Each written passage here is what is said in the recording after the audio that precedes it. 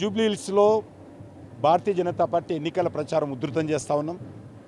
ఈరోజు 50 కేంద్రాలలో ఒకే సమయంలో ఈ పాదయాత్రలు చేపడతా ఉన్నాం.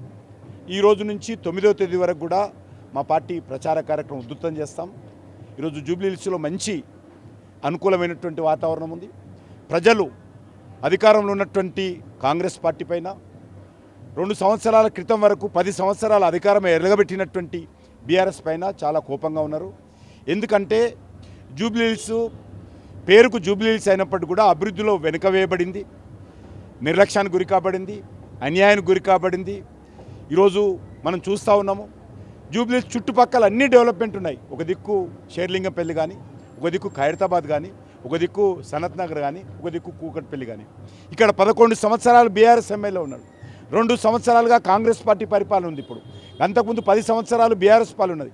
కానీ జూబ్లీహిల్స్లో అన్ని రకాలుగా రోడ్ల మీద మరి గోతులు లేనటువంటి రోడ్డు ఉండదు, డ్రైనేజ్ ఓవర్ఫ్లో లేనటువంటి బస్తీ ఉండదు, స్ట్రీట్ లైట్ వెలిగేటువంటి బస్తీలు ఉండవు.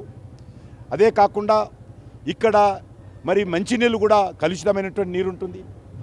ఇక్కడ అనేక రకాల ఇక్కడ ఏ ఒక్క డబల్ బెడ్రూమ్ కేసీఆర్ కట్టలేదు, ఇందిరమ్మ ఇండ్లు కాంగ్రెస్ కట్టలేదు. కాబట్టి ఈరోజు అన్ని రకాలుగా జూబ్లీహిల్స్ నిర్లక్ష్యానికి గురికాబడింది. దాంతోపాటు కాంగ్రెస్ పార్టీ ఇచ్చినటువంటి ఏ ఒక్క హామీ కూడా జూబ్లీహిల్స్లో అమలు కాలేదు. ఈరోజు కాంగ్రెస్ పార్టీ అనేక రకాలుగా మహిళలకు నెలకు 2500 ఇస్తానది, ఏ ఒక్కరికి ఇవ్వలేదు. నిరుద్యోగ యువకులకు 2 లక్షల ఉద్యోగాలు 2024 డిసెంబర్ లోపల భర్తీ చేస్తామన్నారు, ఉద్యోగాలు భర్తీ చేయలేదు. నిరుద్యోగ యువతకు నెలకు 4000 రూపాయలు ఇస్తామన్నారు, ఇవ్వలేదు. దళిత కుటుంబానికి 12 లక్షలు ఇస్తామన్నారు, తెలంగాణలో ఒక్క దళిత కుటుంబానికి ఇవ్వలేదు. కాలేజీకి వెళ్ళేటువంటి అమ్మాయిలకు స్కూటీలు ఇస్తామన్నారు, ఒక్క అమ్మాయి కూడా స్కూటీ ఇవ్వలేదు.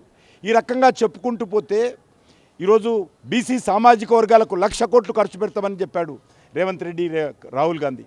₹1 ఖర్చు పెట్టలేదు. ఈ రకంగా అనేక అంశాలలో కాంగ్రెస్ పార్టీ తెలంగాణ ప్రజలకు ఇచ్చినటువంటి హామీల పట్ల నిర్లక్ష్యం చేసింది, మోసం చేసింది, వెన్నుపోటు పొడిచింది.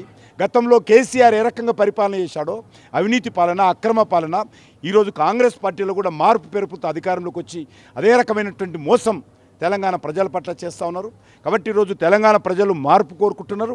ఆ మార్పు జూబ్లీహిల్స్ నుంచి ప్రారంభం కావాలి. తప్పకుండా రానున్న రోజుల్లో తెలంగాణలో ఈరోజు నిజమైనటువంటి ప్రజాపాలన రావాలి తప్ప రాహుల్ గాంధీ మోసం చేసేటువంటి పాలన, రేవంత్ రెడ్డి అవినీతి పాలన తెలంగాణకు వద్దన్న విషయాన్ని సందర్భంగా మనం చేస్తా ఉన్నాం. అసలైన తొలి వెలుగు. ఫాలో వాట్సాప్ @తొలి వెలుగు అఫీషియల్.